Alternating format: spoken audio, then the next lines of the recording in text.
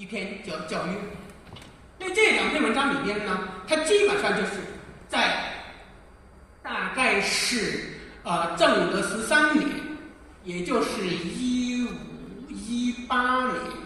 那个就是4月份，他平定了就是那个立陶三立，也就是我们广东现在和平这个地方的那个支大荣，他们的这个叛乱以后，那班师回到那赣州以后，那然后就主张要建立社学，然后他在这当中给当时负责教小孩的这些老师写了这么2篇短文。这2篇短文里面，那我想就说从训蒙这个角度去讲的。那这训蒙里面的话，可能就是我们小时候那去读书的时候，就说你刚进小学1年级、2年级、3年级，那刚开始认字的时候，那在讲到这个问题里面的话，那我们会觉得，那可能这个时代不一样，那我们读的是不同的。那我想我们在做的，那就是应该看到年龄的话，那还是有些距离。自从我读书的时候，那我们好像就说刚入1年级，那语文课里面第1课。那我不知道我们在座的，现在那你小学1年级读的是什么？那然后就说呢，要求你学的是什么？但是我们语文里面第1课应该是我是万岁，那就是这么样的一个课文。然后就说呢，那当时可能就说课文也并不特别多，但是那在传统社会里面，他在入蒙的时候，首先要教你的是如何做人，是德行这个方面的。所以王阳明他在这篇文章的一开头，他说古代的这个教育，那个首先教人的是人伦，但是到了后来，那科举考试这些起来以后，这个方面就变了。所以后面主要就是你能够背诵，能够去写很好的科举文章，最后能够那个中进士当官。所以从这个角度的话，那这种古代的这种那个教育，那最后就那衰亡了。所以他认为，在现在这个就是当时他那个社会里边呢，那我们应该做的，首先就是要讲德育，要教以人伦。那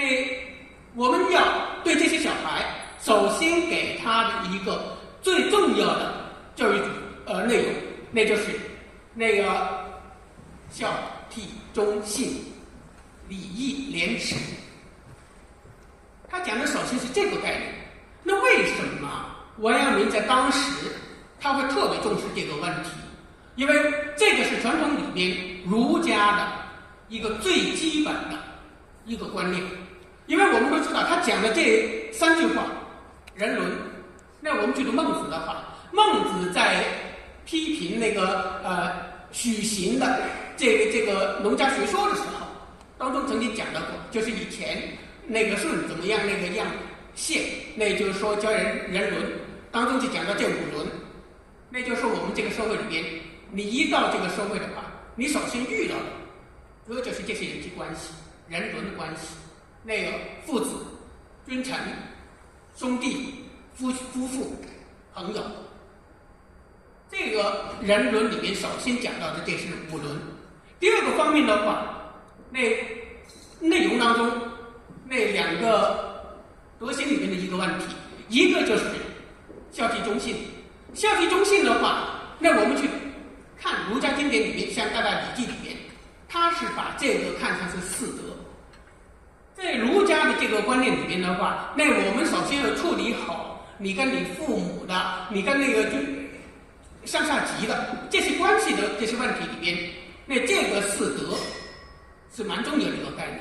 另外一个方面的话，就是管子里边同样讲了这个问题的，就是那个礼义廉耻，这个称为国之4维。那就是说呢，那如果这国之4维有1维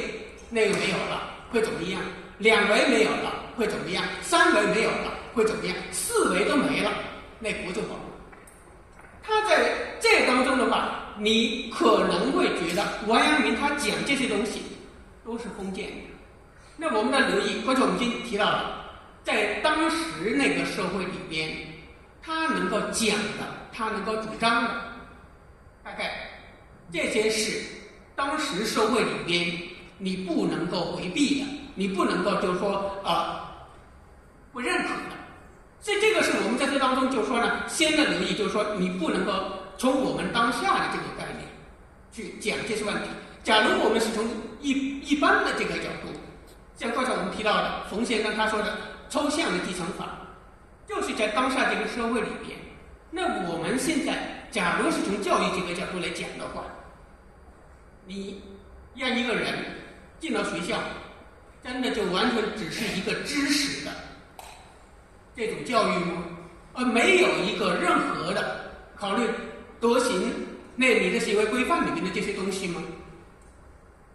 所以这个实际上就是说呢，任何一个时代里边，可能这些都是蛮重要的，只不过就是在不同的时代里边，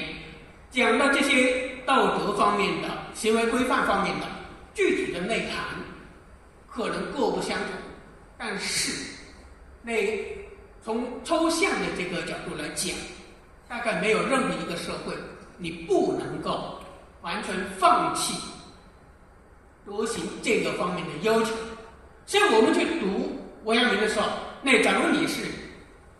从当代人，从一个就是说完全自由主义的这个角度去看待传统的话，那有可能你会觉得这是很腐朽的。所以我们在这当中就说呢，那你的考虑那个时代，你的考虑就是说他在那种生活环境里面他能做到的，这个是我们在这当中要提到的第一个层面。但他在这当中的话讲到的是一个对比，那就是说呢，既然是这样的话，那好了，我们现在教小孩的时候，首先要跟他教孝悌忠信、礼义廉耻，但是我们怎么去教他？后面他讲了几个方式。第一个，从让他们歌诗、吟诗这个角度入手。第二个是习礼，学习传统的礼仪。但是在这里边，我们后面会看到，他讲习礼这个问题当中的话，有些内容我们现在会觉得是不是跟体育是有关的？因为我对传统里边就是说礼乐制度这东西的话，那我觉得我没有足够的知识，所以这个就有点不敢做一个评判。第三个方面，那就是读书。但为什么要歌诗？为什么要习礼？为什么要就是说读书？它里面是有它的一些说法的。他说呢，歌诗那就是引发他的志意，习礼那是让他能够有行为规范。第三个方面呢，就是读书是希望能够有知识，使得他有智慧。但它里面用的是知觉这个词。那这个我想就说呢，是王阳明他在这当中讲到的。那我们如果要教育一个小孩，让他起入迅猛的话，你首先考德，而后你才能够有后面这些内容。所以这个是王阳明他在当时提到的。可是讲到这个问题的时候，王阳明实际上对小孩可能是特别了解。后面他讲的就是说，我们在教小孩的时候，你怎么去教他？你一定的注意到小孩他的天性就是喜欢玩。所以他在这里面讲到，就说呢，小孩的性情，他特别喜欢的就是我们能够玩有游戏，而特别讨厌的就是约束。我想我们真要说的话，在哪一个时代，小孩假如都是已经没有游戏、没有玩耍的这样的一个东西的时候，这小孩会是快乐。所以我们在这当中的话呢，就说呢，有时候我们真是会觉得，现在这个社会是不是越来越进步，还是越来越退步？我想就是说呢，最少我们读书的时候，没有像现在的这些小孩读书的时候那么辛苦，而且就是说，如果从教育的环境这角度来讲，我们那时候的教育环境可能跟现在的教育环境要相差很远。那我想在这里边，我说我自己，我所读的小学，那1到5年级只有3个课时。我现在我都想不起来这5个年级是怎么在这3个教室里边上课的。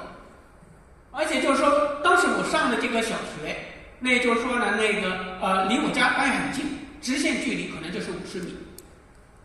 很近的一个地方。当然，给我们讲课的老师，最重要的有2个，一个是语文老师，一个是数学老师，剩下别的，所谓体育的、美术的、音乐的，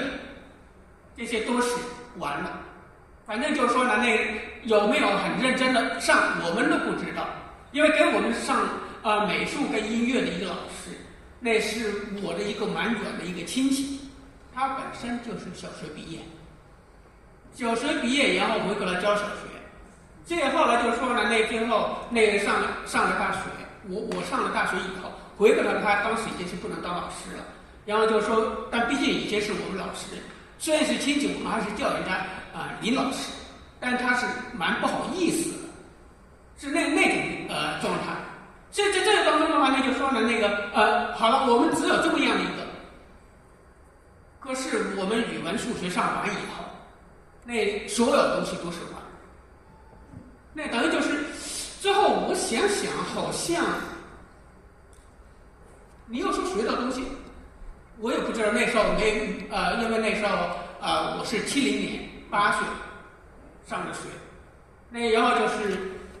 这5年里边就说怎么上的，反正最后都是稀里糊涂的。然后就说呢，跟我们现在这种教育条件里面来比的话，大概可以说这么一句话：任何一个城市里边最差的小学，大概都比我读书的那个小学条件都要好。所以在这当中的话呢，就是说呢，我当时我是觉得这也挺好。反正那个时候还没有高考，没有任何东西，所以就说呢，反正就是一天上完这语文、数学，别的都是玩。这有时候你会觉得也挺快乐的。当时没感觉到我读书有什么苦，可是我们现在回过来看一下，幼儿园那3岁的小孩都背一个很大的书包，我不知道到幼儿园要学什么。非得背那么大的一个书包，小学那就更大，甚至要拿一个拖车来拖着。那小学里面真的要学那么多东西吗？那如果真的就是像这种填鸭一样的，我只是给你塞的话，我们读东西有快乐吗？最简单的，我们读书实际上真正有快乐的是我自主的，我想去做的。想去学的东西，那是快乐的。相反，你非得要我去学的，那可能就是不快乐。那等于我看了这本书，你最后非得要我写篇论文，你非得要我去去考个试，那我读真的快乐吗？而且这样真的能学到东西吗？所以这里边我是觉得王阳明他很聪明，也很懂小孩的心理。他在这里面首先讲了小孩他特别喜欢的就是什么，特别害怕，那就是受的约束。所以在这种境况里边，你可以做一个对比的，那就是小孩是这样，别的事物也一样的。你看草木如果它是能够各处都能够生长开来，不断的生长的话，它是可以越长越高越大的。相反呢，如果你是把它就是说非得像某些人一样，我又把它变成一个艺术品，非得把它扭弯，非得把它缠一下，像我们中学里面学到过的龚自珍的并没管径，那真有把它变成这个所谓的艺术品去约束它、限制它的时候，那最后这棵树最后是违命。所以在这当中的话呢，就说呢他在讲这个问题的时候，那你要教小孩，那你首先就得顺着小孩的这种天性去教他，而不应该那个就说呢强迫那个约束。所以他在后面讲到的一个对比里边说，现在的这些教育里边呢，那就不是这个样子。不是这个样子的话，是怎么一个样子？那他说教小孩的时候，那现在我们觉得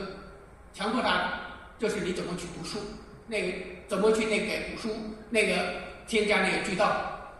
那就是断句，怎么样去那个为准备科举考试做那些成文课法。那在这当中的话，要求他。那就是说呢，那个要各个方面守规矩，但是你不是从理的这个角度去诱导他、引导他，你要求他那个好像学习成绩又特别好，但是你不知道从涵养他的善性这个角度入手。那在传统社会里边，那为了教一个小孩，你要守规矩，那戒尺。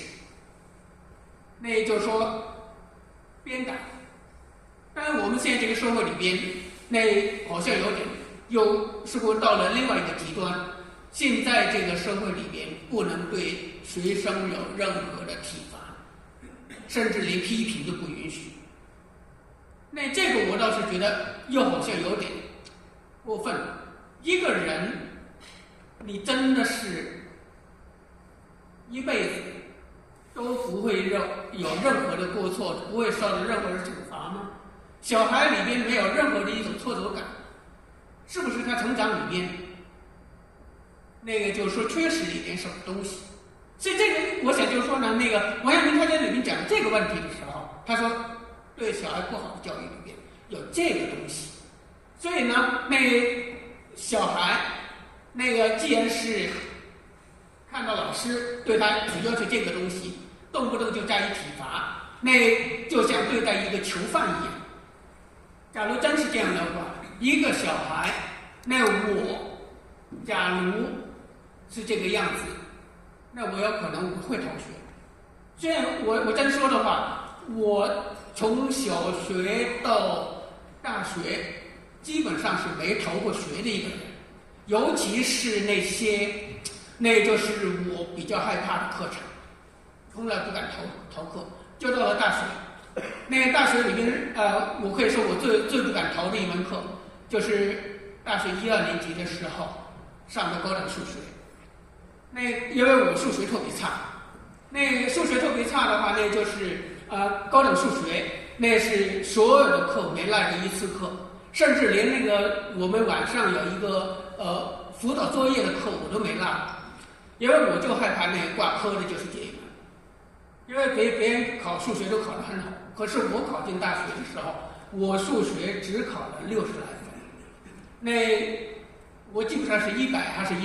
分的，因为我是81年考的大学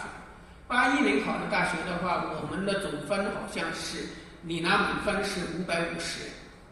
因为我们英语这门课，当时你考了100。记录总分的只有50，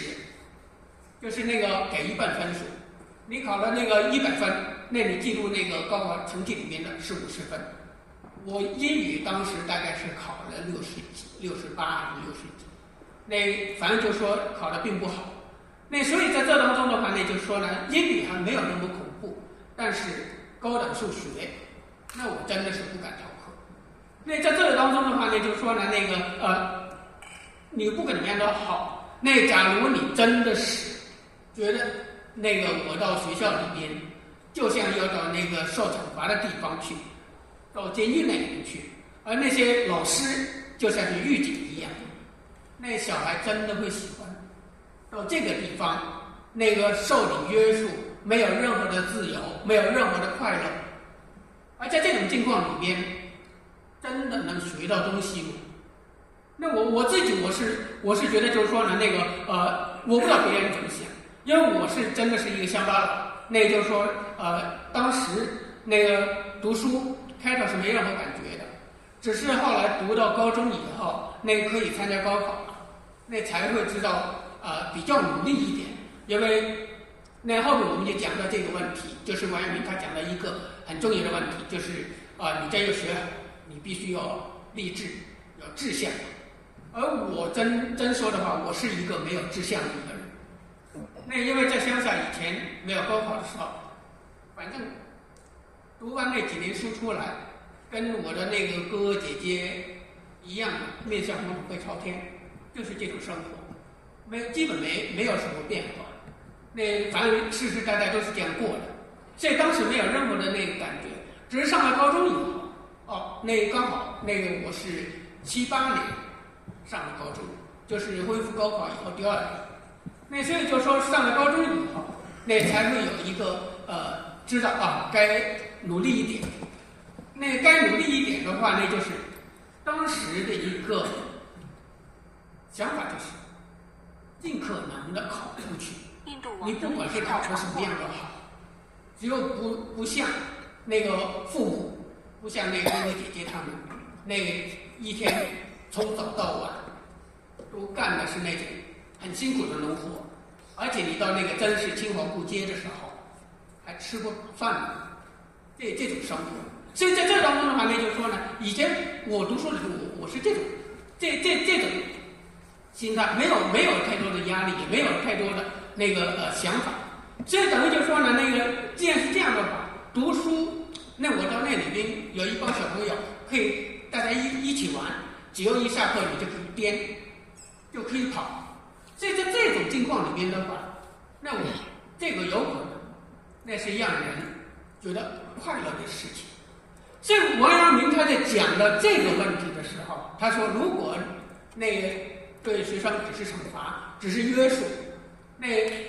学生把老师看成是仇敌，把学校看成是那个监狱，他会喜欢吗？他真的愿意到那里面去吗？相反，一旦他有这个想法的时候，他会想方设法去逃避。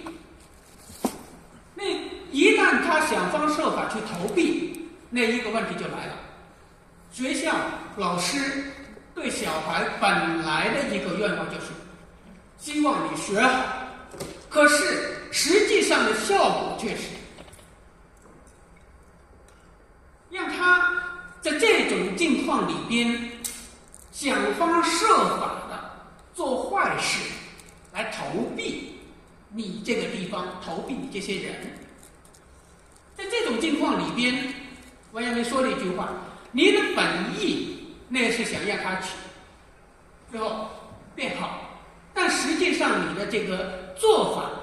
却是让他作恶。你让他作恶，最后希望达到一个为善的这个效果，那这个是不可能的。所以我们看那个王阳明他在讲的这个问题里面的话，那我倒是觉得他一定是对小孩，对他的那个儿童的这个心态是特别了解的。当然我们在这里边还能说一句，当时王阳明他自己还没小孩，那这个就很好玩。所以他给这些教徒那个做的这个就是说呢，那个训农这个教士，那在这当中的话呢，就是说呢，那个是这么样的一个说法。后面的这个教约里面所讲到的，那就是说呢，那个是具体的我们如何考得，那我们如何的，那个就是说呢，那个去歌诗，如何的洗礼，如何的那个读书。那当然在这当中就是说呢，那个是王阳明他讲这些问题当中的话，那我倒是觉得是一个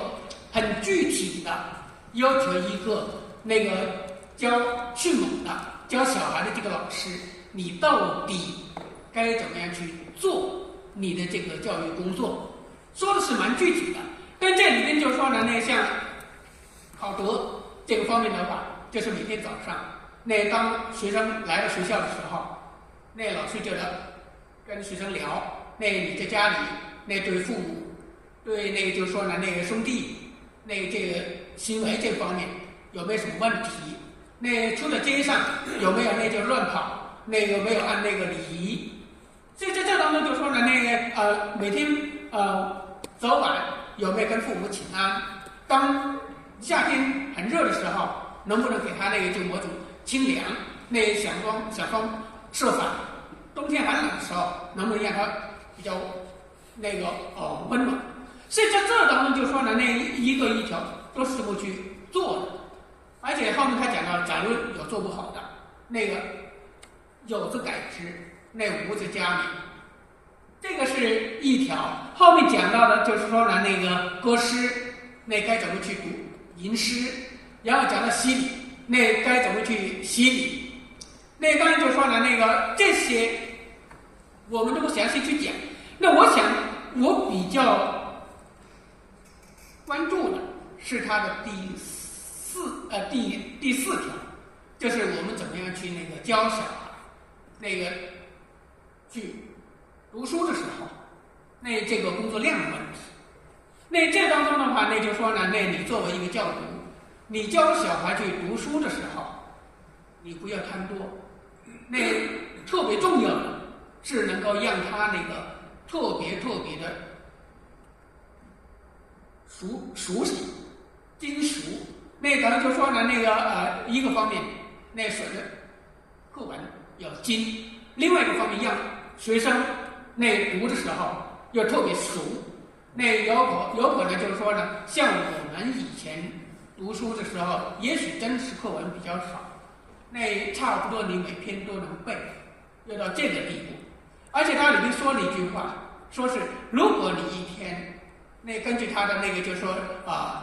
天赋。因为每个人的智商是不一样的，当然我们这个社会里边，有些人很聪明，他的智商如果是180、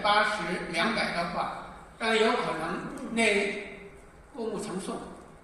但有些智商是偏下的，他只有70、80，那有可能那就是背了好多次，也未必能够背出来。因为像我们这不知道能不能说，那就是我们。以前在村里边多笑话人家，就是我有一个叔叔类的，他整天说他读了7年书，那我们就觉得读7年书，那个时候我们小学是5年，初中是2年，那就应该是初中毕业吧。那他一直在说他读了7年书，是我的一个叔叔辈，但是他说他有5年都是1年级，7年里面有5年都是1年级。那最后我们就觉得这是挺可笑的，怎么5年都是1年级？就算是我8岁上的小学那样，5年的话已经10几岁了，还在1年级，这好像就是蛮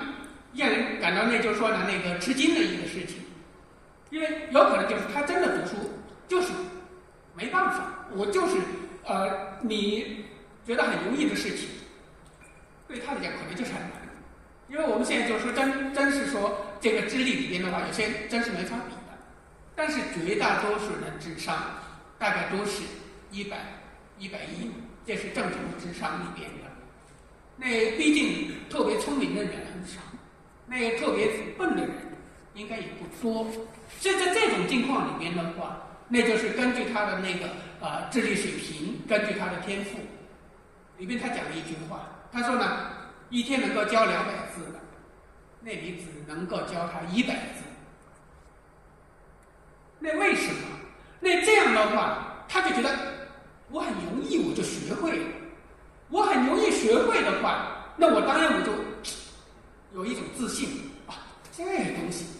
那没啥，很容易我就做到了。实际上一天100，那也实际上有了积累以后。那也就很多了，所以我们在这当中的话，我是一直觉得，那就是说现在的学生真的要学那么多东西吗？那背那么多的课本，背那么多的作业，背那么多的，从幼儿园、小学、中学，甚至到大学。那大学里边，那我想，那这个可能更了解一点。那像现在我们觉得大学生，我不知道要学的课的门数好像比我们以前是不是多了1倍的问题？毕竟我们以前大概是157个学分，那我读书的时候已经按学分来算，157个学分，那也就是大概是30门左右的课，30多一点。而这些课里边的话，主要的课程它的量是很大的。像我是学哲学的，当时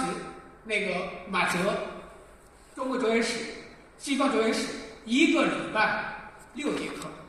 而中国哲学史、西方哲学史要学2年的4个学期。那你就可以算一下，6节1年就12，2年算起来多少？这一门课的学分就占了这么多。所以他等于就说呢，这个中国哲学史里面，它有那个中国哲学资料那个有原著选读的，西方哲学同样有原著选读的。所以你在这里面并不是说我读完那个教材，你一定要跟这些原著连起来读的。所以等于你一门课过来，你是涉及的面要比我们现在蜻蜓点水。哦，我这门课1个学期4个学分上完，这门课就完。那你所能够接触到的东西，有可能只是教科书里面的一个框框条条，而对背后的作为支撑的这些原著的选编选集，你根本没有接触过。所以等于就是说呢，那你学的这个东西，最后你真正有多扎实，这个我们不知道。而一个人，你学一样东西的话，假如你这个方面你会的话，你一定会类推别的同样会。所以我们在这当中的话，那我们在这当中的话，也就是说呢，实际上我的一个观念当中，课程实际上并不是要特别多，但是你真的要学得蛮扎实的话，最后你有这一门作为一个扩展，实际上别的你应该不会不知道怎么去学它。所以这个是我们在这当中的话，那王阳明他讲的小孩的时候，他就讲到了那会100个字，会200个字的，那你教他100个字，在这种情况里边，他会感到那个精神力量都那个是游刃有余。那在这种境况里边，那我不会感到那个反苦，我反而会觉得哦，这很容易，很简单。那我很乐意去做这个东西。所以在这种境况里边呢，后面他用了一句话，他说这个就能够有自得自美。所以在这种境况里边呢，那个就读这100个字，那你还要那个专心一致，口上读，心里边记，最后每个字每一句话都能够弄明白。假如真是能够做到这个地步的话，最后你是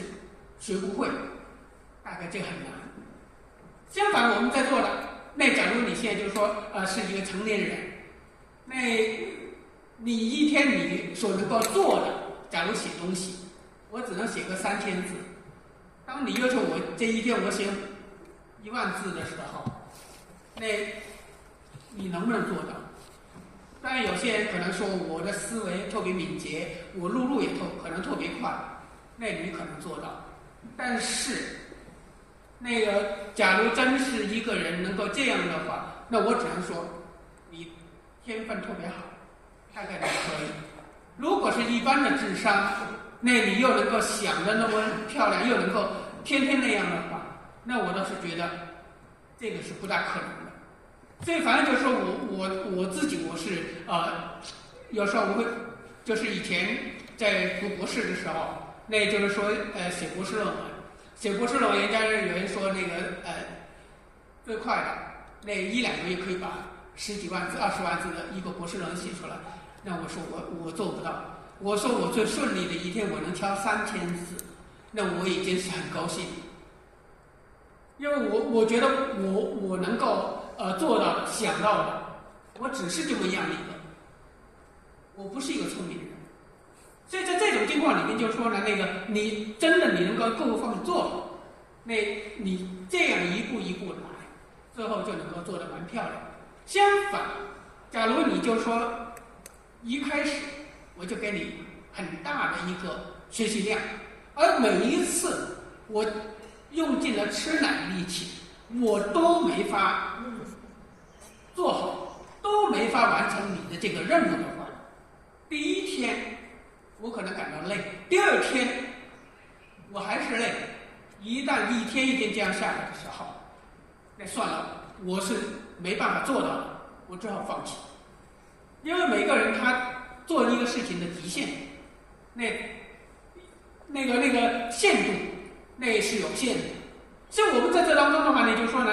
我自己我是觉得，假如让我这样做，我可能我做不了。所以我经常我在说，在当下这个社会里边，那我是没法活的一个人。那一过来，各种各样的考核，各种各样的项目要求，所以我肯定我是没法活的一个人。这个是王阳明他在当时讲这个问题的时候，他提到的，所以这一点我是特别特别的欣赏的。那就是说呢，他在讲教的时候，不是以多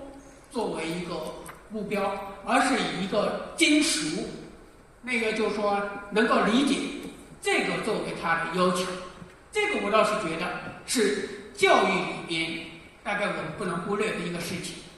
所以我们有时候就说呢，你越是强调，那就是说呢，量多，就有可能最后啥也没学到。因为我们真有学很多东西的话，最后都是很肤浅的。我们乡下一句话，这个大概就是一句话就是蜻蜓点水。那另外一个就是就是有可能很多的，就是从左耳进右耳出那种。我们那边有一句话，就是叫什么水淋到鸭子背上，刚到鸭子的背上，羽毛是不沾水的，立刻就溜走了。所以在这当中的话，就是说呢，是王阳明他讲这个东西，讲的这一点，我也是蛮欣赏的。这是我自己的就是读书的经历里面，就是说，也许我比较笨，但阅读也很慢，所以我读的并不特别多。而且现在就是做的这所谓的研究的这个面，大概也多很窄。就是说呢，基本上就是明代里面的几个人，反正就是说呢，太多了，我可能会觉得我的精力不足，我也把握不了那么多东西。这个是我们也提到的。同时我们还想说一句，就是王阳明他的这个就是说呢，不要求量多，而要精熟，这个观念的话，可能是古代的这些教育家、思想家他们的一个共同观念。因为王阳明特别反对的朱熹，在他的《诸子语类读书法》的上卷讲到过相似的一个说法。也就是说，根据一个学生他的天赋，如果是能够让他读200字的话，大概你教他100字。而且我也不知道王阳明的这个观念是不是直接就来自于朱熹的读书法。这个是我们在这当中的话就是说呢，要提到的就是第一个方面，就是王阳明他在讲这个迅猛这个方面的话，我想要提到的。所以在这里面他讲几个方面。第一个就是说，在教育里边，你首先要做的就是从道德品行这个方面的教育，而教小孩的时候，一定要考虑到他后玩的这个天性。第三个方面的话，就是教的时候，你不能够只是辜负小孩他的天赋，然后就说尽可能多的给他传授知识，不能够这样去做。相反，有可能他可以做的更多，但是你应该就是说按更少的这个量去给他传授。这个是我们在这里面要讲到的第一个方面的迅猛。第二个方面的话，王阳明他这里边就是说这个是有点超出来的。就是说还有一点我们补充一句吧，就是王阳明他在讲到教小孩的时候，那你不能够抛离他的这个年龄、知识水平，要求他做这个年龄段做不到的事情，就是不能够劣等。那他里面在《传习录》里面应该是好几个地方都讲到这么一个问题。那也就是说呢，那一个就是那个在大概正值15年的时候，那这条语录那可能是当时的，因为里面这个邵端峰是他在正德15年在江西当官的一个下属，那而且他是那个属于程朱这一派，反对王阳明他们讲学，讲那个这种所谓的国务就是正心这种学说，是朱学的一个官员。那当然这个官员的话呢，就是说呢，那个这里面就可能就讲了，就是说你不能够说小孩不能够国务，那小孩有小孩的国务。那洒扫庭土，洒扫应对，那这个就是小孩的那个国务。所以他这个年龄里面只能做这个，这个就是这个样子。他小孩那他有他的良知，当他那在玩耍的时候，看到那个年纪长大了或者他老师的时候，立刻停下来去作揖，去打招呼。所以在这当中呢，就说呢，那个是他那个时候他只能做这个东西。那你只能教这些东西，你不能够在这个时候教他成人的东西。这个是一段，另外一段的话呢，就是写给内文瑞的这个书信里面讲这么一段话。讲到这段话的时候，那也是当然这个讨论的问题不是小孩教育，而是讲孟子的尽心知性知天这一段文字的时候，那他用了一个比符，他说呢，那个像这个社会里面，你如果能够到这个地步的尽心知性知天，这个已经是圣人了。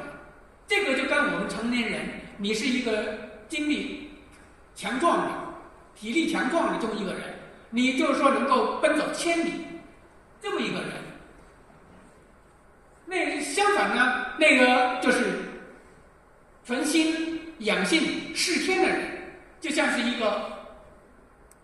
10几岁的小孩，就是我们现在说的儿童。你可以就是说在庭院里面，在村里面到处跑的。还有一个就是那个优授不二，那个就是说这么一个事情，优授不二修身以祀的这么样的一个事情，这个等于就是还在那个襁褓里面的小孩。也就是我们现在说的大概是1岁，你刚要想那个就是说扶着东西站起来，一步想学走的那个年龄段。那他里面讲这3个层次的时候，他说，如果你是一个能行走千里的人，当然你就没有必要像那一个儿童一样，只在庭院里面，在村里面去跑。但如果你是已经能够在庭院里面跑的人，你就不要像那一个刚学步的小孩一样，扶着墙壁，扶着东西，然后去那移动一步。那这个就是说呢，那个他里面想比较是这个事情，可是后面他一转，他说毕竟那这3种人，他的能力是不一样的。那如果你在这里边，那就是说呢，那个要求一个墙头里边刚在扶着墙一步的这么一个人，就去做那么一个能够行走千里的壮年人那样的事情，那是不可能的。虽然他现在做的这个事情，那刚好学着站立，刚好学着那个一步，这个就是目的，就是为了以后能够走到千里之外。但是你不能够在这个时候要求他去那个奔走千里之外，所以他在这里面一再强调，就说呢，那这些事情，那你不能够劣等。这个是在《传习录》里面有蛮多的讲的这个教育里面的话，那就是有这么样一个事情。所以有时候我们真要说的话，一旦你让一个在这个年龄段里面该做的这个事情都还没完全做好，就要求他做一个有可能成年人才应该去做的事情的这么样一个行为的话，最后是刚好适得其反。那我想我们在这里面，当然这个我没有很详细的统计，就是我们在座有没有留意过，就是从七年、78年以后，至少我们高考的时候，觉得特别轰动的，那就是科大的那个少年班，大概就是11岁、12岁、13岁，这个就是少年的大学生。现在到底有多少真的是能够有特别大成就的？那这个我是觉得，当你的自己的生活都没能够很好的自理的时候，你就算是考了那么一个成绩，你在学校里边，你真的是能够各个方面都能够处理好。有可能你真的学习成绩这个方面你是特别优秀，但是你处理人际关系里面，如果你真要做研究里面的话，那你有可能有很多并不单单是你个人就能够做好的时候，你一定有考虑到合作的时候，这个问题没能处理好，你能够做好，或者能够做出特别杰出的这种研究成果吗？所以这个我实际上有时候我会觉得，当时我们真的很羡慕，哇，这么年纪这么小，最后就能够考得这么好的成绩。但后来我们真是看了，那就是说未必真的能够跟他同进学校的，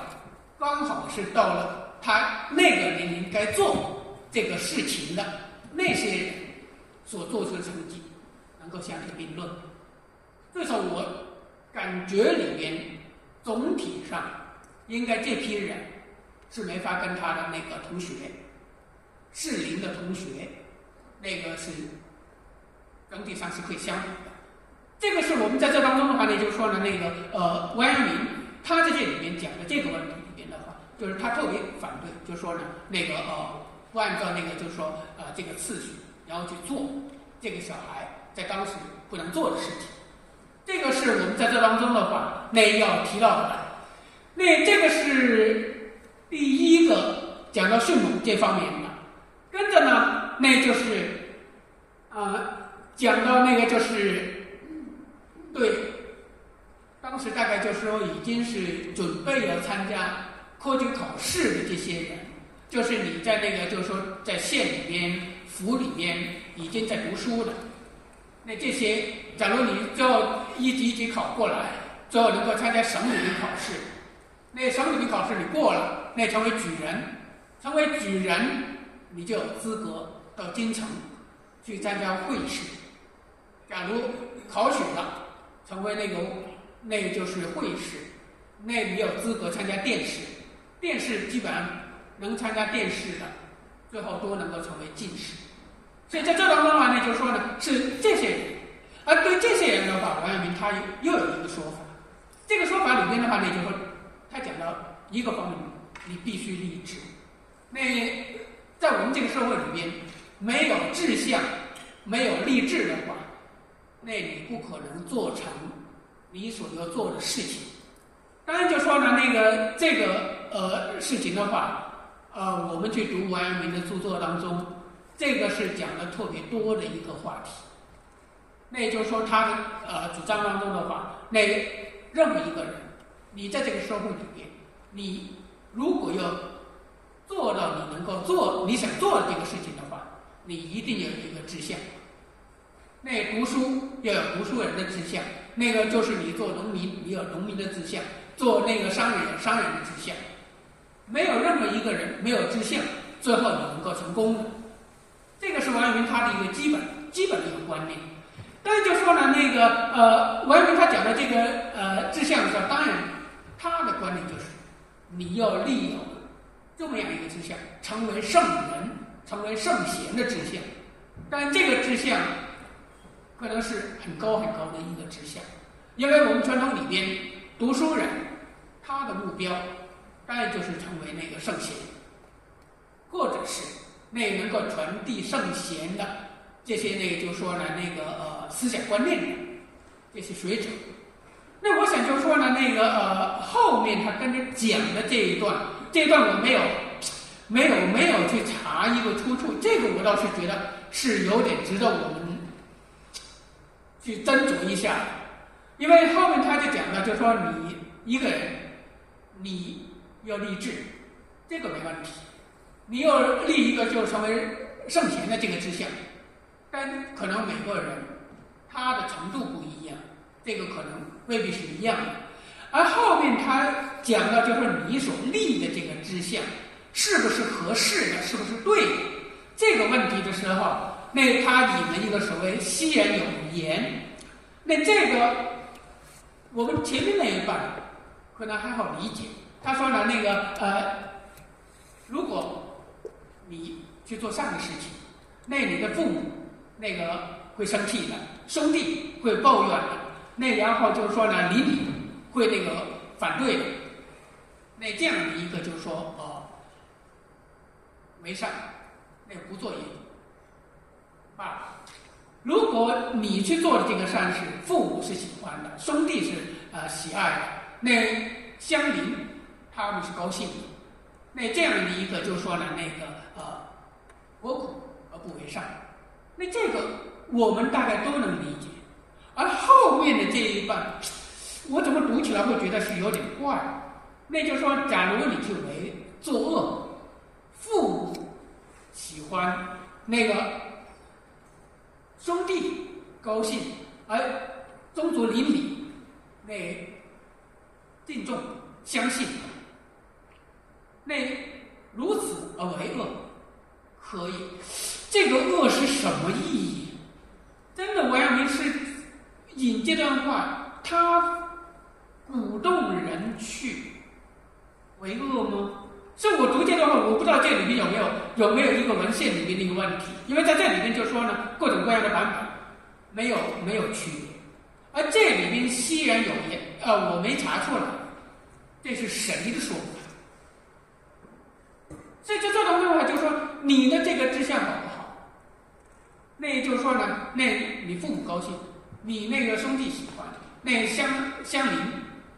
也高兴的话，那你这个志向就是可取的。那这一点，如果我们泛泛的讲，那这个大概是可以接受的。而后面讲的这一半的话，我倒是觉得这个是挺麻烦的。所以这个就是说，这段话我读的时候，我不理解王阳明为什么会引这段话来讲他的这个立志的这个问题。而前面他讲就是说立成为圣贤之志，这个我能理解。而且王阳明他本身也就很厉害，12岁的时候，刚上私塾，然后跟他老师就聊，我们读书是为了什么？老师说就是考试中进士。然后王阳明，他说未必是这个样子。我们读书，这第一等事，应该是成为圣贤。人生第一等事，不是为了考成进士去当官，而应该成为圣贤。所以这个我们从王阳明这个角度来讲，我们大概是能够知道他讲的应该是什么。但是引的这所谓昔人有言这段话，我们在这里面，我想说一句，我不是特别的明白他为什么要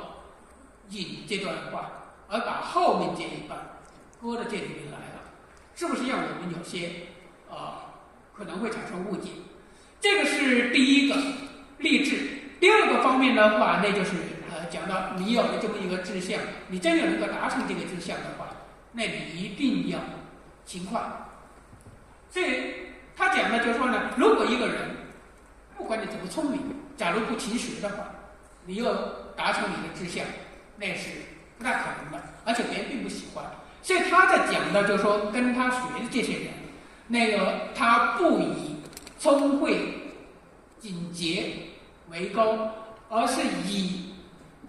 勤劝谦抑为上。那第一个，首先你要勤快；第二个，你要谦虚。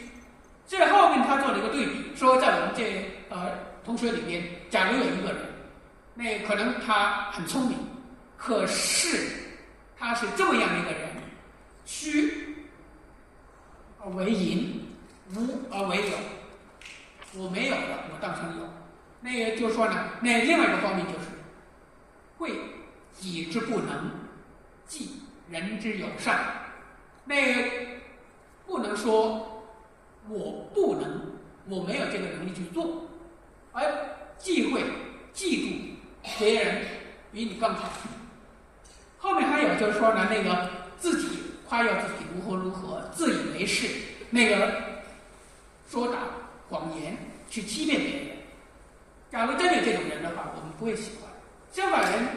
认为我什么事我都不行，我就是一个就是挺笨的一个人，但是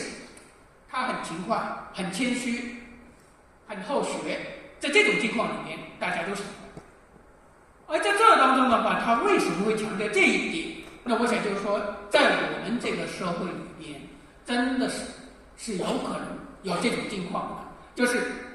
我可能很聪明，正由于聪明，我可能就是蛮高傲的，当然我就是目空一切，甚至就是不会目空一切，有时候也可能会就是属于这种情况。聪明，可能就是最后就有点就对什么东西都好像就是无所谓，反正我就是稍努力我就能拿到的东西，最后我就有可能无所谓。当然这一个无所谓，有时候也可能是蛮害人的。这里面反正我讲一个吧，这个有可能有点伤人。那是我的一个初中同学。我的一个初中同学，就是说呢，在我们那个年级，因为我们当时是还有大队，有大队里面我们初中班只有2个班，整个大队2个初中班，就在我们后来所谓的中心小学里面附属的2个初中班，他的成绩就当时我认为是比我要好很多。好很多的话就是说呢，当然就是平常上课时你可以是特别捣乱，特别反正就是啥好玩的事情都有可能跟他有份的这么一个人，但是每次考试成绩都特别好。而且当时我们都会觉得我们没有作弊的这种，没有像现在这个社会里面会觉得我非得作弊我拿个好成绩，当时我们还没有这种观念。所以在最后就是考高中的时候，真的他就是一时可能就是错误，就是考差了几分就没进县城中学。之后我跟他就是我们初中2个班里面，我跟他刚好就是我成绩平常比他少，最后就是不知道怎么一个阴差阳错，就是考高中的时候，我就比他多考了几分，而这个几分真的也很重要。我觉得我这一生里面的命运就在这几分。为什么说就在这几分？因为我们的县城中学，我比录取分数线大概过了，大概不会是不超过10分，就是几分。如果真是这个分数线就高那么几分的话，那我进不了这个县城中学。但进了这个县城中学以后，如果还是保持原样的话，我们同学也可能考得很好，最后考高考应该也没问题。就是进了县城中学以后，整个县的教育里面，他做了一个大的调整，把各个镇里面，就是公社里面的最好的老师全抽调到县城中学，把县城中学里面原来就是在里面教书的，就是不是教的那么好的，全部打发到各个镇去，就是好老师都集中到县城中学来了。所以这个最后一个结果就是，你上课，我们刚进中学的时候，给我们上课的老师，他的讲课水平，我们就你都会有比较的，你就会觉得差得很远。我讲一个就是说，也是一个例证吧，就是我有一个数学老师，我数学考得不好，这个很对不起我那个数学老师。我那个数学老师是文革之前的武大的数学系的学生，他给我们上数学从来不带课本，那就是每次上来数学就是背着手，那在黑板上自己抄一个例题，把这个数学里面要讲的定理、原理，那个这些你该做的这个步骤全告诉你，这个课就完了。所以我们当时我们是上他的课，基本上就是他不会带课本的。所以当时我很佩服，我说怎么有老师能够这样，又背了多少年，我才能够把这个高中的数学课本，能够我连课本都不带，我知道这节课我要讲什么，最后我就给你一道一道列出来，而且跟你讲得很明白。所以这个我是很佩服。而我们刚进高中的时候，给我们上数学的是一个，就是当时的专科学校刚毕业的学生分过来的。那我7、8年那个进了高中，刚毕业的话，他最少是属于工农兵学院那里边，因为他77年肯定没毕业，所以他一定就是这些人。就给我们讲有些东西，你就说你听你就不知道他讲啥。所以我数学不好，但是毕竟在这种情况里面对比还是很明显的。所以就是由于有这个变化，他到了正中学，就是公社里中学的时候，最后就有可能有师资这个关系，他连考了好几年大学都没考上。那这个我是觉得，假如他是考到县城中学，他应该比我考得好。我是觉得他的基础，他的那聪明比我好。所以这个我想就是说呢，那个王阳明他在这里边讲这个事情的时候，那就是说一个人，那就是说呢，如果你聪明，最后你就说真的把什么事情都觉得就那回事，那这个境况里边，那你未必能够就是说做得特别好的事情。这个是第2条。第3条，那就是改过。那就是说呢，那个在我们这个社会里面，人谁没有过错？那你有过错，最好的，那就是你知道怎么改。你改了以后，那就能够成为君子。所以他在这里面讲了一句话，那有点像佛教里面的那句放下屠刀的那句话。那就是他里面讲到，就是说呢，那个假如你就说以前是犯了错误的，现在那你就说呢，那个改过来了，那你就能够成为君子。以前是做盗贼的，那你现在一旦悔悟改过来了，那你就能成为君子。所以这个就是说呢，那个是一个第3个。第4个，那就是择善。朋友之间，那就是说呢，那个你希望，那就是说以传说的这个角度，让朋友能改正他的过错。但是在这里边，王阳明讲了一个很明确的，就是说你不能够让你这个朋友那个感到尴尬，那就是说要让他知道这个事情。但是呢，你也应该在语言这方面特别的委婉。那这个就是说，有时候我们都知道，要跟别人说某些就是说不好说的这个事情的时候，这个是一个艺术。那我在这个方面我是特别嘴笨的一个人。那安慰人，我好像也是很笨的一个人。因为最简单的，以前我们有一个同学，那就是本科同学，那就是出去社会实习的时候，在那个福建，那就是那个当时他坐了一个长途的巴士，那个人带着鞭炮上去，最后整个汽车给炸了，那就是带着鞭炮可能最后就是爆炸，最后他是受了蛮重的伤的。所以等于就是说呢，那最后我们就去看，在医院里面。那别的同学我就觉得人家就是很会说，那如何怎么跟人怎么样，说了很多，那就是让人听起来很舒服。那我就说，哎呀，你真那样好养吧。那大概就是这么一句，我只能就是这么一个，我没法给别人给你添了那很多很多，就是那个听起来特别好听，让别人听着很舒服。所以我这个我是嘴蛮笨的一个人。所以这当中的话呢，就是说呢，那假如让我去做，就是说劝说某人，或者是调解某些事情的话，大概我是没有这个能力的。所以就是说呢，那个当时上大学的时候，81年我报的我后来入读的学校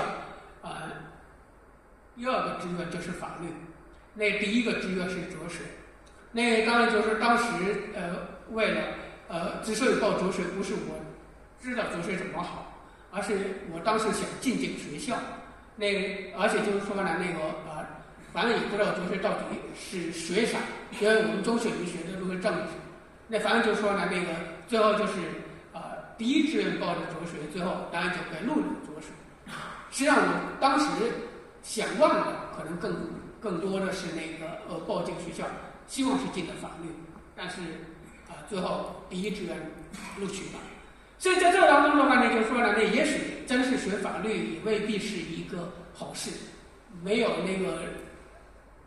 能言会道，跟人家争吵，大概吵不过的一个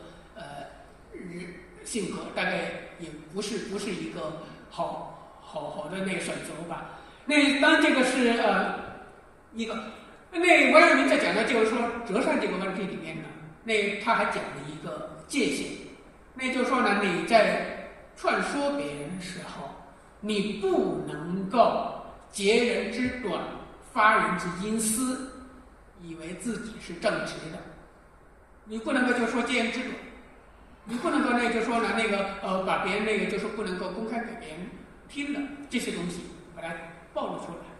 假如真是这样的话，那这不是朋友。所以这个是王阳明他讲的这个问题的时候，是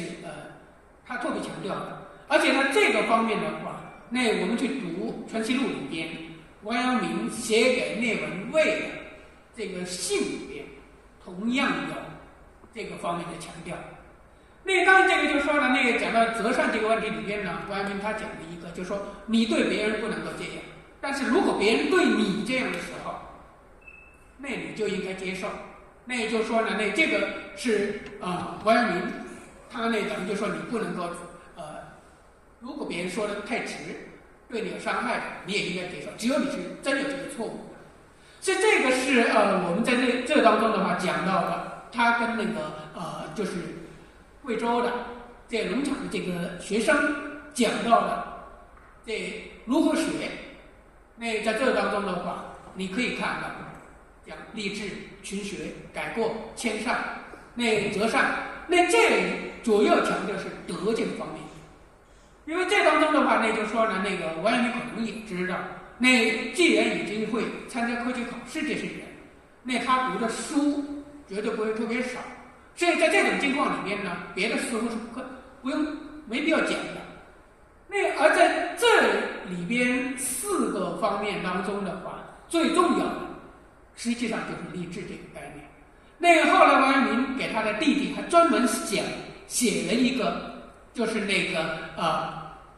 励志这方面的一篇文章。这篇文章的话大概是在正德10年，他弟弟到南京去探望王阳明的时候，要离开南京回现在的绍兴。这个时候呢，他弟弟要求他写了一篇文章，而且呢，写这篇文章的时候，这个王守文还特别强调，希望就是说呢，用的词语要特别浅白，很容易懂。这个就是说呢，我们真要看的话，这个文章很简单，文字也并不特别复杂。它里面讲到的话，就是说呢，如果你真要学，首先就是励志。就是说，如果志不立，就是说呢，就跟你种一个东西，没有种它的根，而不断的去灌溉，这是没用的。这等于就说呢，首先要有志向，而这个志向的话，它里面引的是程子的这个说法，就是立，成为圣贤之志。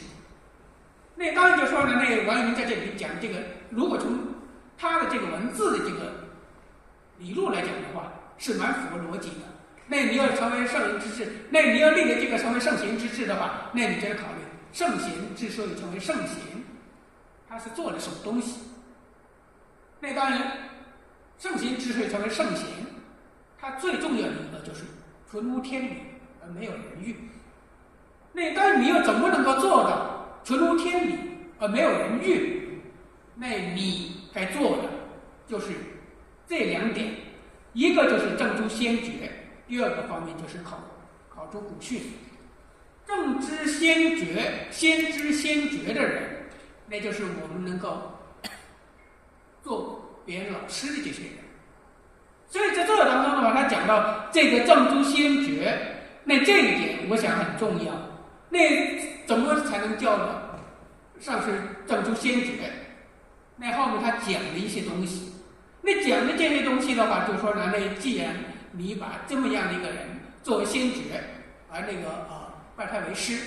那么你就一定要专心致志。那为这么样的一个先觉，他所讲的东西都很认真的去听，就算是他所说的跟你想的有不吻合，那你也不能够放弃，一定要深入的思考。如果思考以后还是不能够明白，那你跟着去讨论，那目的那就是要弄明白。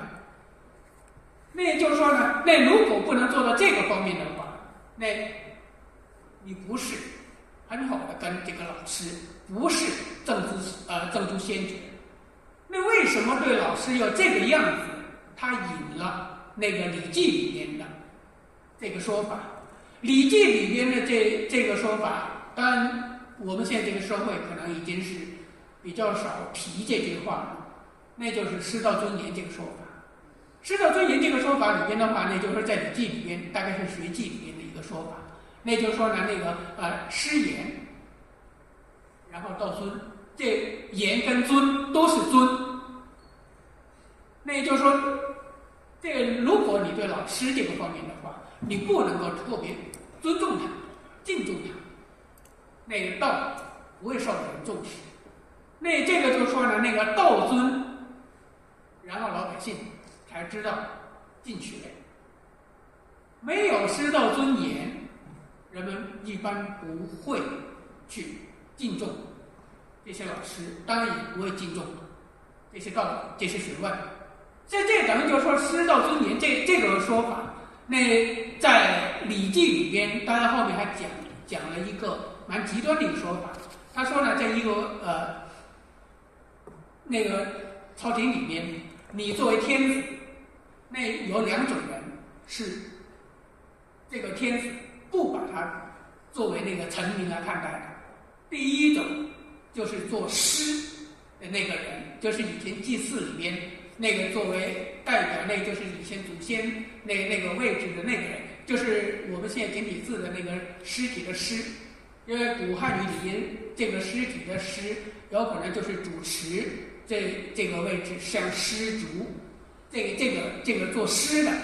这个一般你不会把它当成臣。另外一个就是老师。那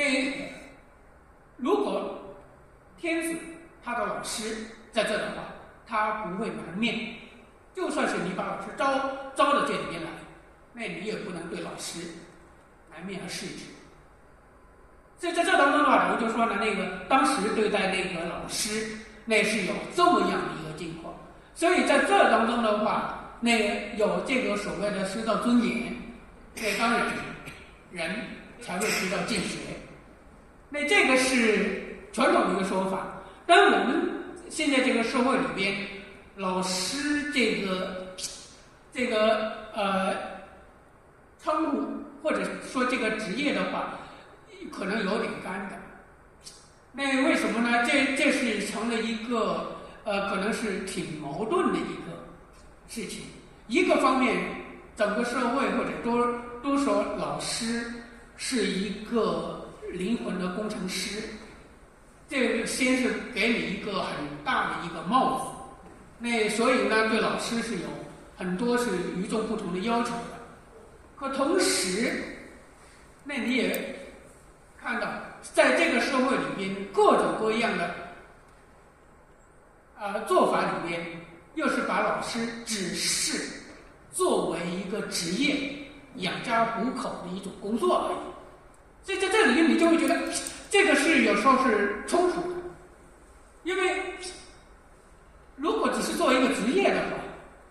那你对一个老师职业工作人员，他从事的他那个职业该做的东西以外的东西，你就不能够太多要求。那假如我一个职业，我是农民，我去那种粮食，我那个没有就是说给你做别的那个就是很恶心的，我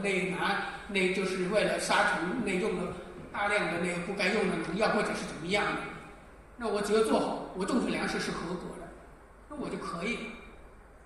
那如果真是说像以前要交公粮，我交了公粮，那就可以。那可是现在我们这个社会里，老师你作为你的这个职业以外，有可能会有更多的这种要求。当然也许我们可以这样解释，说这是一个那个特殊的职业，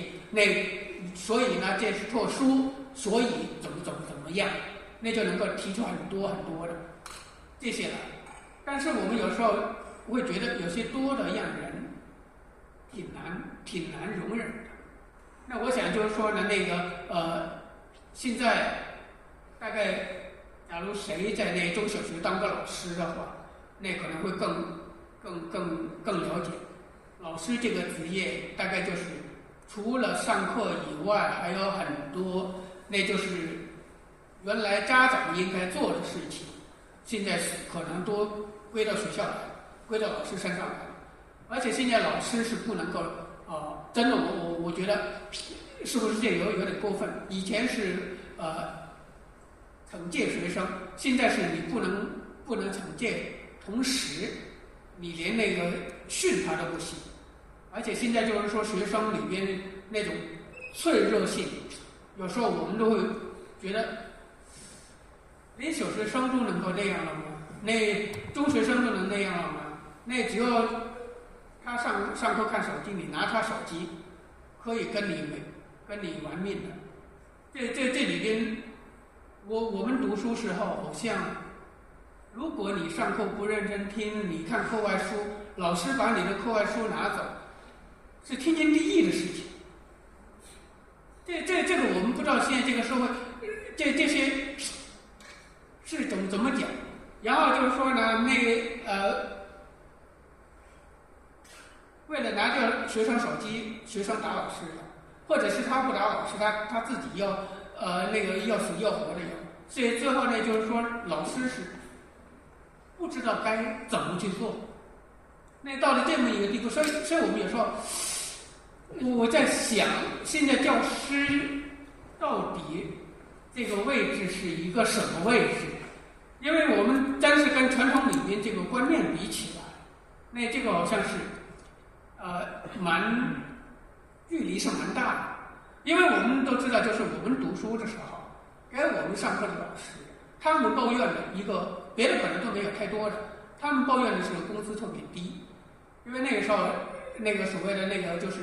拿手术刀的不如那个拿剃刀刀的，那个就是卖造原子弹的不如那个卖茶叶蛋的。那像这么一些说法，那个80年是有。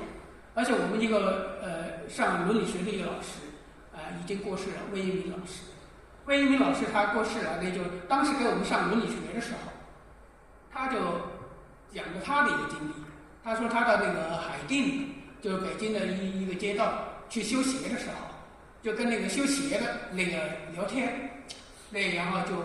聊着，然后就说你修鞋一天能挣个多少钱呢？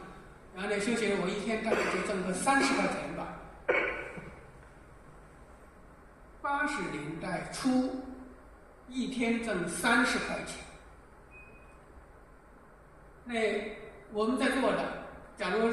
那个时候工作的话，大概知道，那个时候你是一个大学毕业生，出来工作的话，北京是56块钱一个月。我是广西人，广西是51。就是大学毕业你出来工作，那你1个月的收入就是这个收入。然后我们那个魏老师，然后就写的时候，我有点问了一句，那你们当大学老师的工资应该很高吧？我们那魏老师他说当时他是副教授，他说我1个月120，1个月120，北大的副教授1个月120，而那个修鞋的1天30，他就觉得这是很不公平。我读了那么多的书，我1个月工作，那也就是说呢，那个120，我连修鞋的这个老头那零头都不到，就是人家4天的收入就等于我1个月的。所以他当时给我们上课时就发这个牢骚。所以当时我们会理解，那就是说啊，那人家那修鞋有修鞋的辛苦，那反正你嫌你的工资低，你大概你不会去做修鞋的那份活。这个我们都能理解，但是那个时候他们毕竟可能是这个东西，我的收入低，但是没有像现在这么多别的那就是要求。所以我们当时那觉得当老师是一个蛮不错的一个职业，因为当时那就是说呢，我们那些老师那2个学期大概1个学期有课就行，那1个学期有课大概4到8节课，那这1年里面呢就是说呢，那是他们是可以花蛮多时间去做他的研究的。所以我当时我们觉得啊，这个是一个蛮好的一个职业。所以我当时选职业的时候，我选了2种，因为刚毕业实际上是可以回广西，那个就是说进那种机关里面怎么样，但是我没考虑这个东西。我说我选职业，一个我想到出版社，另外一个我想到大学里边当老师。当时实际上真的选的就这2种，但出版社找了好几家没人要。那当然就是说现在也可能是幸运，到了出版社以前是事业单位，那是国有的事业单位，那现在全是企业。所以后来我们有同学进了那个出版社的50退休了，按企业那种方式。所以就是说呢，那当时也不知道阴差阳错，那就是他不要我当然最后就变成这个样子。所以我想就是说呢，当老师里面这个职业，那就是说呢，在不同时代里面，这个是有一个蛮不一样的这个定位的。所以当下我是觉得这个老师这个称呼或者这个职业，跟传统里面讲到的老师这个称呼跟这个职业可能是有一些距离的。所以就是说呢，要讲的这个所谓的师道尊严，以前我们就是读小学的时候，当时批林批孔，还觉得这个是一个反动的一个思想。所以这个是我们在这当中要提到过一句，就说呢，王阳明在写给他弟弟的这个励志说里面，就说如果你真有谁成为圣贤，你要成为圣贤，你觉得存乎天理没有人欲，你要做的没有人欲只有天理，你就应该是传天理去人欲。怎么样去？怎么样全？你首先要做的一个事情，正出先觉，就是要找到真正的好老师，这个是一个。但对了老师，你要尊重他，因为师言然后道尊，道尊然后明知进学，所以这个是他里面讲到的。也就是说呢，一个，假如你是不是尊重这些先觉，而在这种情况里面的话，不尊重，有可能你就对他有一种怠慢，不重视。一旦怠慢不重视，当然你听的不会特别的详细，不会特别的仔细。在这种情况里面呢，假如听的不详细，有可能就是误听，你还不如不听。所以在这当中的话，就说呢，你听了，有可能思考的不够缜密，不够谨慎。在这种情况里面呢，你还不如不行。因为在这种情况里面呢，有可能那是错误的。所以后面他讲了一句话：假如真是这样对待老师的话，你还不如不要拿人家当老师，因为这等于就最后是名义上我把这个人当了老师，但实际上那并没有真心的去把他当成一个老师。所以这个是他讲到如何能够做到就是说呢纯乎天理。他讲的第一条。第二条的话，那就是考诸古训。所谓考诸古训的话，就是去读古人的这些著作，圣贤的著作。当然，这说古人这个是也很泛，是圣贤的著作，而且它里面举的就是五经四书。但是在这当中的话，对于圣贤的这些著作，王阳明他在这里面就是说呢，有一个观念，那这个实际上就是跟他别的文章里面讲的是一样的，就是你不能够拘泥于古代圣贤的这些经典，因为在这种情况里面的话，你如果只是去背诵、去讲说，只是一个口耳相传的一个东西，而自己没有一个真正的理解，没有真正的体会的话，那圣贤这些东西是圣贤的，跟你没关。所以这个是王阳明跟他弟弟讲到的，就是说呢，你要读这些东西，但是你不能够只读而已，而要了解。而且呢，圣贤讲的这些说法，有可能每个人的说法都是不一样的，但是他的根本的主张，只要这个是一样的。如果这样说，从语言这个角度来讲，那就是说呢，孔子讲的跟孟子讲的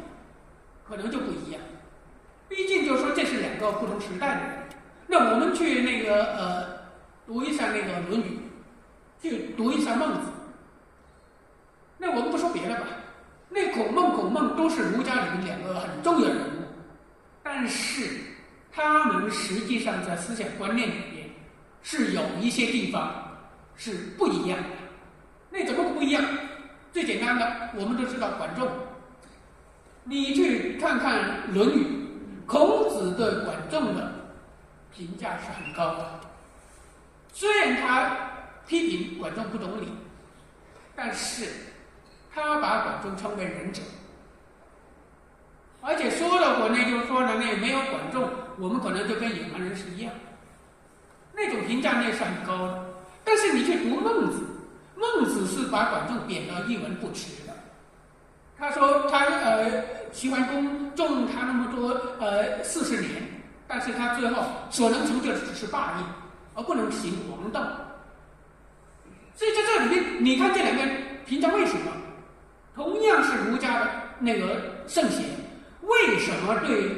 这么样的历史人物评价是大相径庭的？所以我们在这当中的话呢，就是说，在孟子里边对管仲的评价就是一个喉结，如此而已。就讲的就是要握其体肤，从其筋骨苦其筋骨那段话，就是天将降大任于斯人也那段里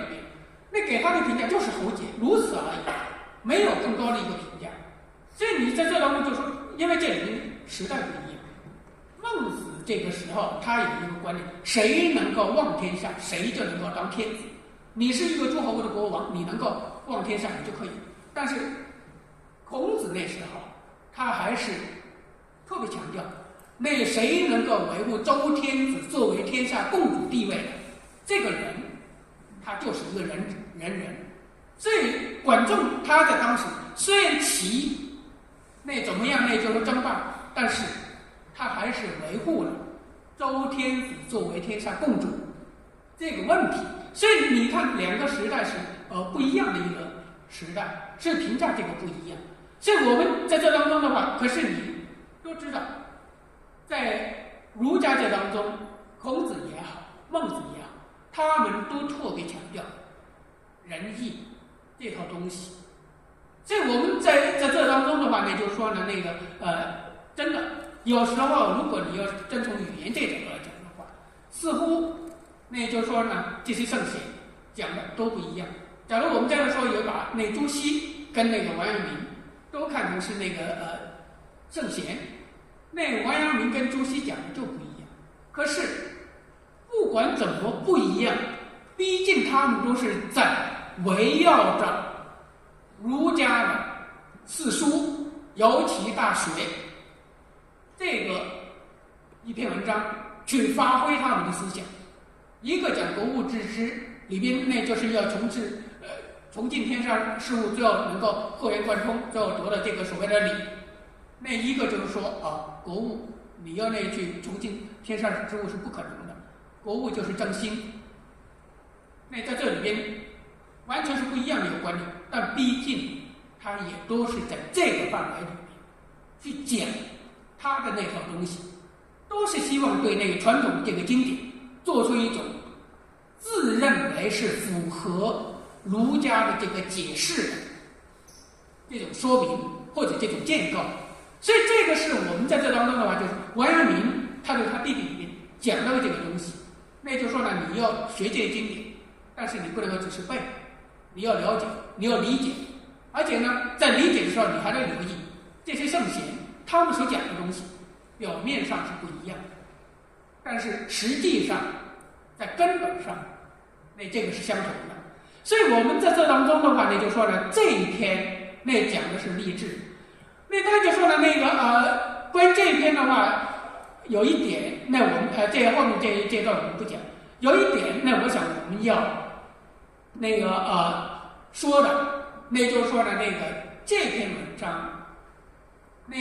最早的时候，就是王阳明在世的时候，在嘉靖3年，收录了元南大集，他续刻这个《传习录》，也就是我们现在看到的这个《传习录》里边，大概是在写给陆程，就是陆元进的这个书信后面，他跟着附的就是这个《释地利之说》，然后就是刚才我们讲到过的这个训农大纲，然后教约。最早是烧在《传习录》的，但是到了这个钱德洪编王文成功传书的时候，就把它从《传习录》里面抽出来了。那就说王阳明这个《传习录》里面被拿掉的这个文章，实际上还有2篇，就是答徐承之的。这2篇就是王阳明跟徐承之讨论，就是说呢朱熹、陆九渊这2个人的看法的2封书信。这2封书信被拿走，钱德洪是有说明的。他认为当时诸路之辩已经论定了，所以呢这2篇比较早的书信呢，就是没有必要再收在《传习录》，所以搁到文集里面外集去了。而这个立地说他没有任何的说明，而且这篇就是说呢，是蛮重要的一篇文章。那为什么？为什么要把这么重要的一篇文章，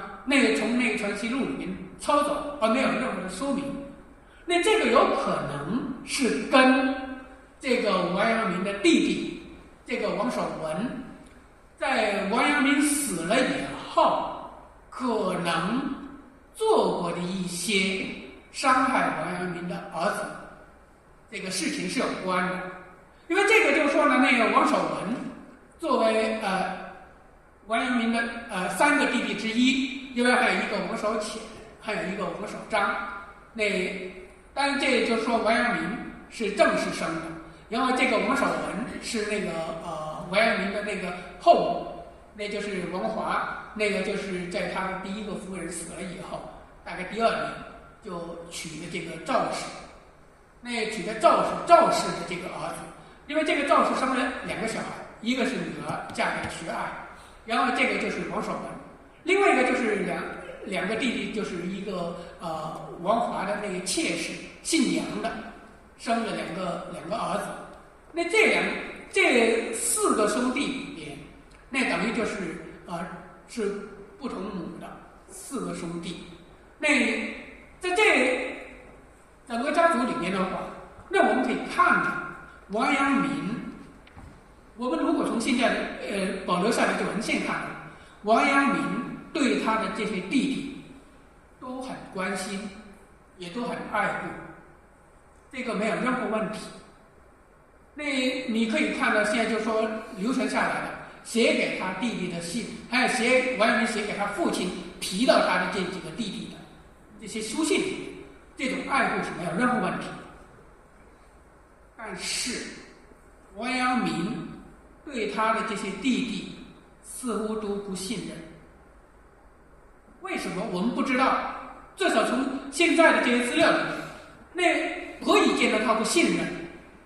那我想我们可以讲这么一个事情：王阳明在嘉靖6年9月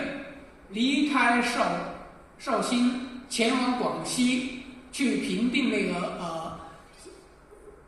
思恩、那个巴赞这些地方。这个时候，你看离开浙江以后，他没有把他这个家族里面的事务托付给他的这3个弟弟，而是托付给了那整个家族里面的这些，那就是说呢，那个教育的托付给了钱德洪、王基，而管理家务这个事情托给了魏廷豹，这就是那一个儿科医生萧山人。为什么自己家里面的事情没有托付给自己的兄弟，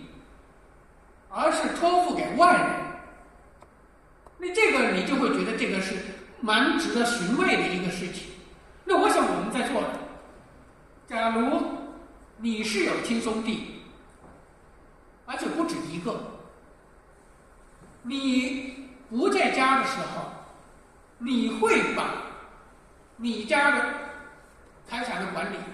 教育这方面的事情托付给一个外人吗？这个大概我们是很难想象的一个事情。所以就是说呢，那个在这种情况里边呢，那我倒是觉得他对他的这些弟弟都很关心，都很爱护，这个没有问题，你从书信里面可以看出来。但同时，那他对这些弟弟并不信任。那这个你从托管家里面的这些事情，你就可以看到这一点。而这一点的话，那我想王阳明这么一个聪明人，之所以这样做，一定有他的理由，因为他是在江西评判里面那种生死攸关的事情都是经历过的。那他看待某些事情，我倒是觉得他一定是一眼能够看穿怎么一回事的这么一个人。因为他在当时你看那生死关头，那生死关头，那就是说在这当中，我又怎么定，我又怎么处理，那这个是蛮准确的。那种聪明，那种东西，那我想王阳明他是特别了不得的一个人。而在这个事情上，他偏偏是这个样子。所以在这个当中的话，那是一个怎么样的一个状况？那为什么我们会有这么一个想法？那就是说后来有可能伤害这个事情。这个是从王阳明的弟子在王阳明死了以后，涉及到他的家产分配的时候，多个弟子都在指责这个王守文。你看在这里边就是说呢，第一个就是那个王艮写给那个薛侃的书信里边，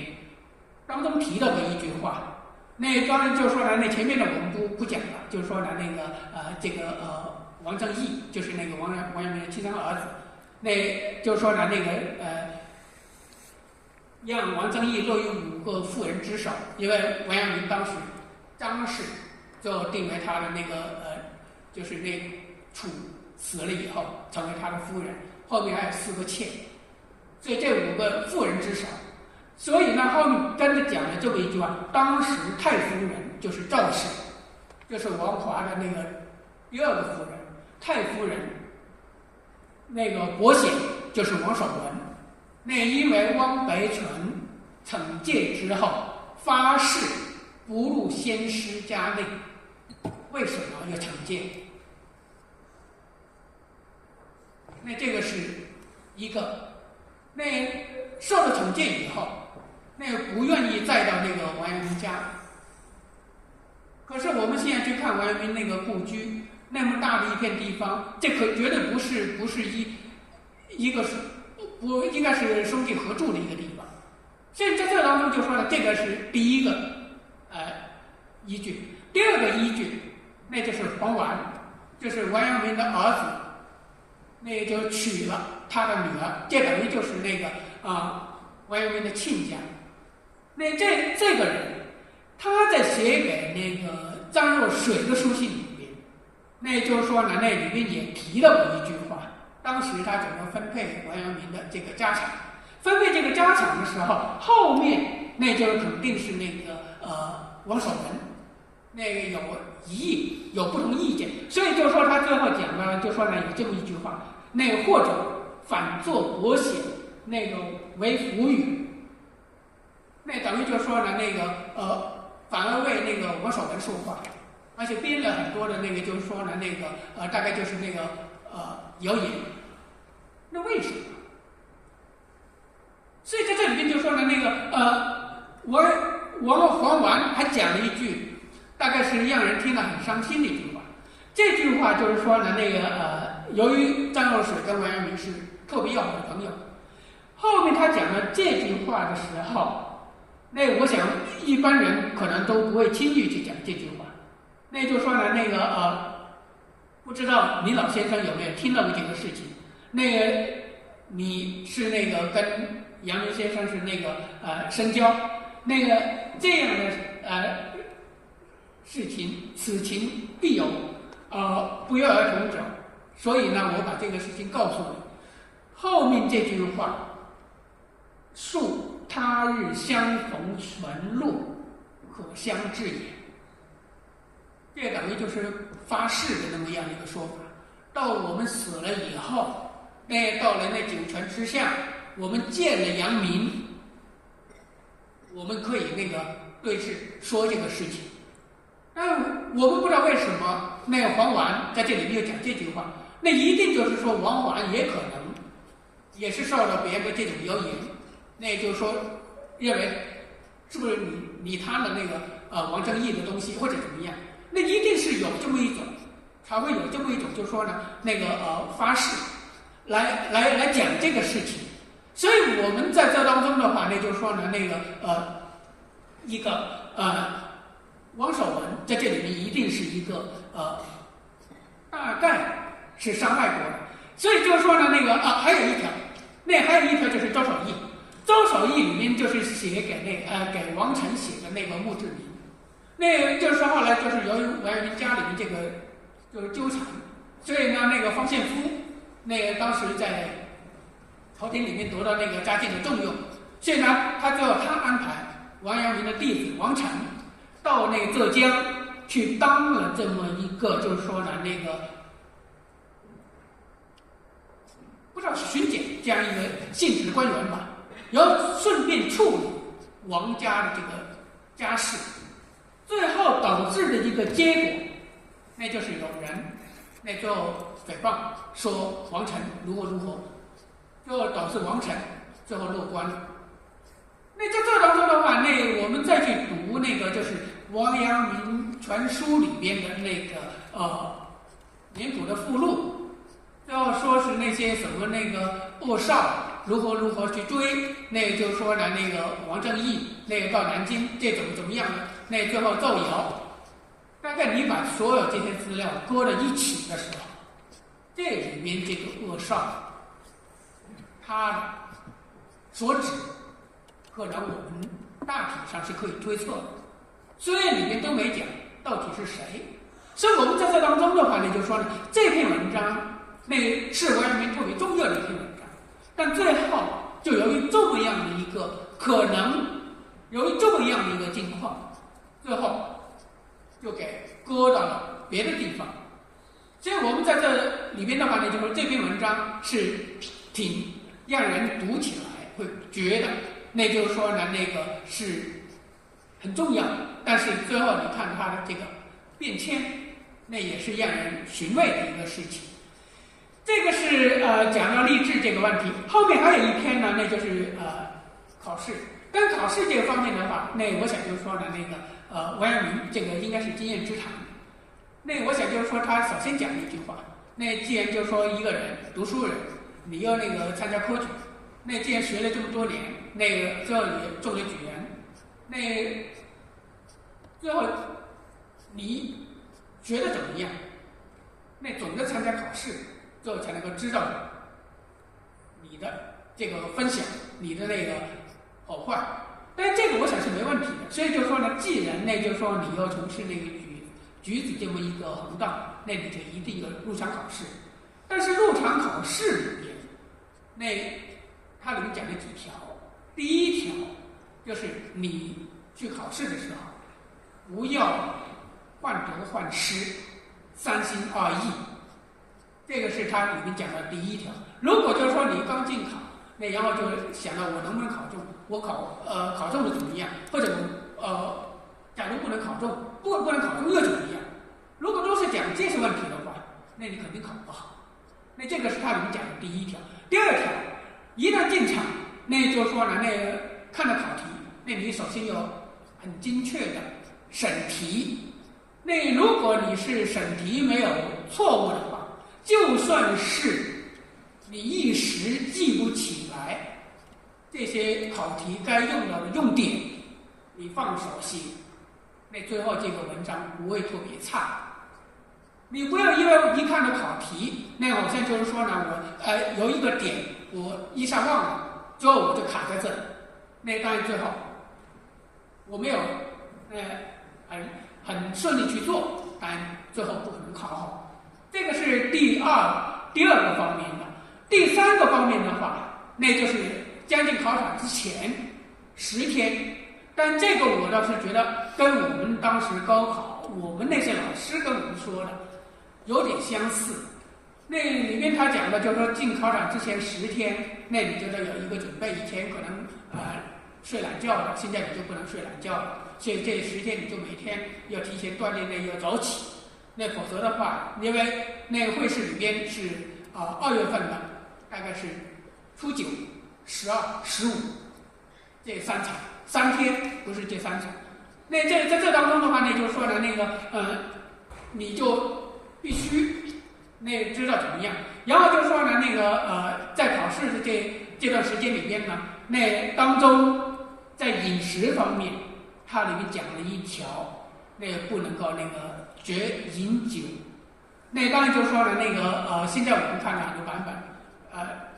这个酒字写物成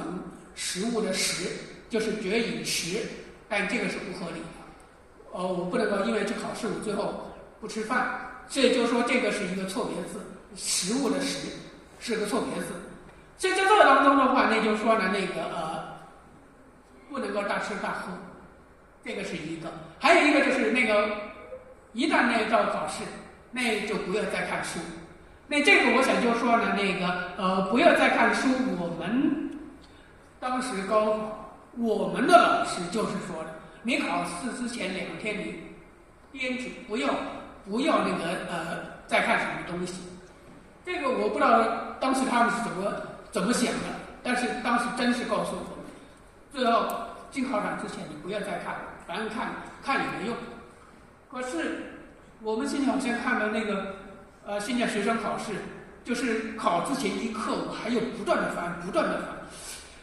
如果考试之前我还有不断的翻，这意味着之前我就没学，因为我之前我肯定这些东西我都没读过，我害怕等我考了我就这一点我忘了。所以在这里面是王阳明他在这里方，那如果你真要看，就找一篇文章看。如果就是真的是觉得烦，那怎么样，就连一篇文章都不看，最后就进去考就好。所以这个是王阳明他的这个教育里面的话，那我们真要说从迅猛做到教诸生，当然他的弟弟那个荔枝说里面大概也是这个年龄，20岁。那然后就是说呢，那如果你是从出生最后通过科举考试成为举人以后，那最后参加会试，那在这当中的话，那还有他的一些说法。所以这个我想就是说呢，那有可能整个的这个文章我们连起来的话，可能是王阳明他自己，那就是说呢，那参加科举考试里边，或者是他的整个学习过程里面的一个经验之谈。但是这个经验之谈里面的话，有些东西，如果我们撇开它的那个具体的内容的话，作为一种抽象的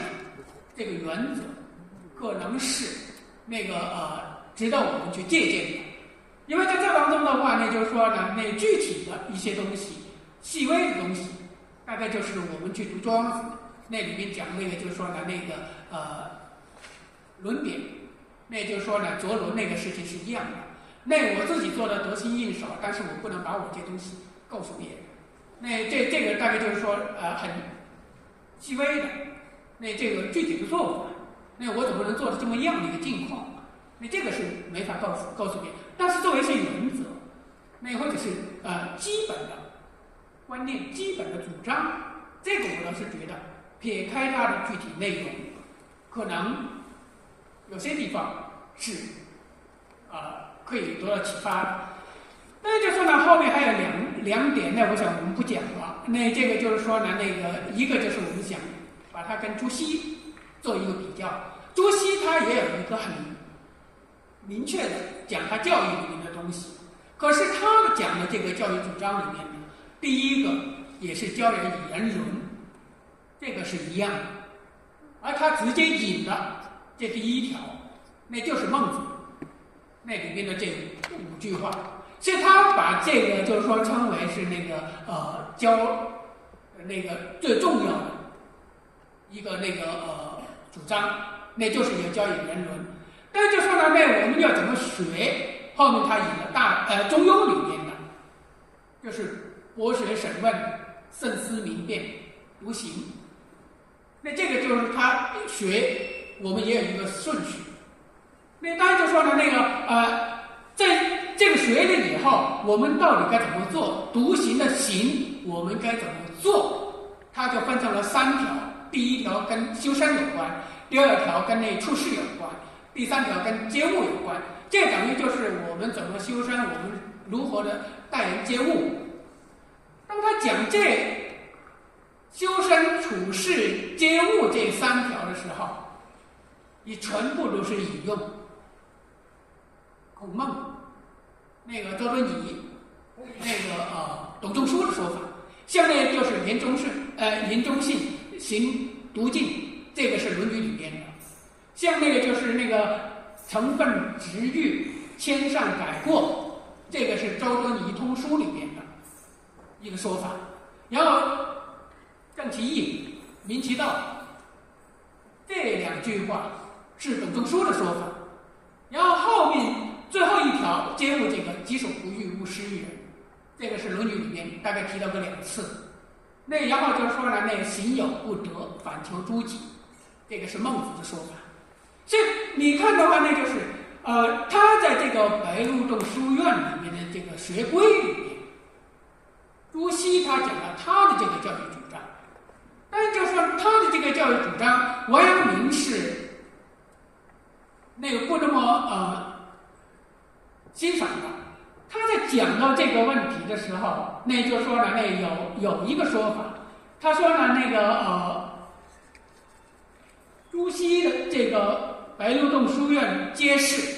那个首以五教之目，次之以为学之方，又次之以处事接物之要。那他做了一个概括，这个概括跟朱熹要讲的没问题，可后面他讲的这句话，若各为一事而不相容，就是散的，而不是连贯的。而王阳明他认为他讲的所有东西都是能够串成一片的，所以你去真读他的那几篇文章，都讲到了我们怎么样考得，我们怎么样去学，怎么样立志。这个实际上就是说，所有东西你只要确立了志向，你都能够根据这些东西你怎么去做。所以这个是王阳明他讲他这个东西，但是王阳明没有直接的去讲这篇东西不行，而是说后人在学他这个白鹿洞书院的这个学规的时候，那个质疑，那就是别人没学好。所以这个大概就是我们这个社会里边为尊者会所采取的一个方法。那我不能直接指责这个人物，我只能说是他的学生不行，学他的这些人不行。所以这个是我们在这里面就是说呢，那要提到的。当然还有一点呢，就是说呢，那个这个我们不讲，那就是说呢，那个就是张若水了。张若水就是说呢，他也有学规，但这个学规，那就是说《大科规训》里面，他列的条目有67条。那我想一个规定有几十条的话，我想我们在座的可能超过10条规定的，我们都很难去背出来。最简单的有可能就是3、5条的，这个你能够记住。所以就是说呢，你去看王阳明他的这个说法里面，基本上就是4条这个样子。那当然大体上不会多过10条来讲，就是说你该怎么去学。所以这个就是我们看张若水的话，他本身呢就是说呢，那个在处理这些问题里面就比较繁琐，所以张若水他自己后来也做了一个解释，他说他的这个学规里边呢，那实际上最重要的就3条。第1条，那就是那个立志，这个跟王阳明一样。第2条就是学术体验天理。第3条，他把它叫成是兼消习心。当然这里边就是说怎么样去